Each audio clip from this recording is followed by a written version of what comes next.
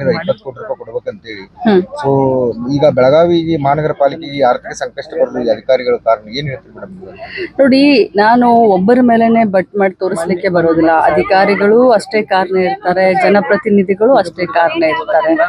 ಏನಾಗ್ಬಿಟ್ಟಿದೆ ಈಗ, ಹಿಡನ್ ಅಜೆಂಡಾಗಳು ಬಹಳ ಆಗ್ಬಿಟ್ಟಿದಾವೆ. ಈಗ ಹಿಡನ್ ಅಜೆಂಡಾಗಳು ಇಂದ ಮಹಾನಗರ ಪಾಲಿಕೆ ಆಗಿರ್ಬೋದು ಅಥವಾ ಸಿಟಿ ಜನ ಆಗಿರ್ಬೋದು ಇವತ್ತು ಸಂಕಷ್ಟವನ್ನ ಎದುರಿಸ್ತಾ ಇದ್ದಾರೆ.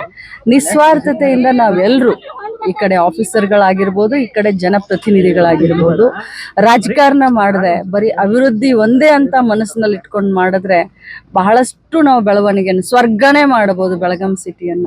ಆದ್ರೆ ಈ ಹಿಡನ್ ಅಜೆಂಡಾದಿಂದ ಈ ರೀತಿ ಪಾಲಿಕೆ ಸೋರ್ತಾ ಇದೆ. ಯಾಕಂದ್ರೆ ರಾಜ್ಯದ ಅತಿ ದೊಡ್ಡ ಜಿಲ್ಲೆ ಮೇಡಮ್, ರಾಜ್ಯದ ಅತಿ ದೊಡ್ಡ ಜಿಲ್ಲೆ, 2ನೇ ರಾಜಧಾನಿ ಅಂತ ಹೆಮ್ಮೆಯಿಂದ ಹೇಳ್ತೀವಿ. ಬೆಳಗಾವಿ ತಾಲೂಕು ಉಡುಪಿ ಜಿಲ್ಲೆ ಅಷ್ಟು ದೊಡ್ಡದಿದೆ. ನಮ್ಮ ಬೆಳಗಾವಿ ತಾಲೂಕು ಜನಸಂಖ್ಯೆ 8,50,000, ಉಡುಪಿ ಜಿಲ್ಲಾ ಜನಸಂಖ್ಯೆ 9 ಲಕ್ಷ.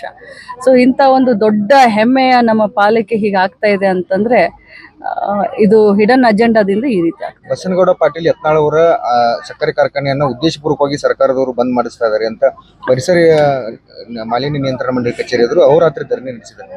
ನೋಡಿ, ಸರ್ಕಾರ ಕಾನೂನು ಪ್ರಕಾರ ಕ್ರಮ ತೆಗೆದುಕೊಳ್ಳುತ್ತೆ. ನಾವು ಯಾವತ್ತೂ ಕೂಡ ವೈಯಕ್ತಿಕವಾದಂಥ ವಿಚಾರ ಆಗಲಿ, ದ್ವೇಷದ ರಾಜಕಾರಣವನ್ನ ನಮ್ಮ ಪಕ್ಷದ ಮುಖಂಡರು ಸಿದ್ದರಾಮಯ್ಯನವರು ಇರ್ಬೋದು, DK ಶಿವಕುಮಾರ್ ಇರ್ಬೋದು, ಅಥವಾ ಇನ್ನಿತರ ನಾವೆಲ್ಲರೂ ಕೂಡ ನಾವು ಸೇಡಿನ ರಾಜಕಾರಣ ಮಾಡುವಂಥ ಅನಿವಾರ್ಯತೆ ಕೂಡ ನನಗಿಲ್ಲ. ಕಾನೂನಿದೆ, ಕಾನೂನು ಪ್ರಕಾರ ಏನೇನು ಕ್ರಮ ತೆಗೆದುಕೊಳ್ಬೇಕು ಅದಾಗ 31ನೇ ತಾರೀಕು ರಾಜಭವನ ಚಲೋ. 31ನೇ ತಾರೀಕು ಎಲ್ಲ ಶಾಸಕರು, ಮಂತ್ರಿಗಳು ಎಲ್ಲರೂ ಸೇರಿ ನಾವು ರಾಜಭವನ ಚಳವಳಿಯನ್ನು ಹಮ್ಮಿಕೊಂಡಿದ್ದೀವಿ.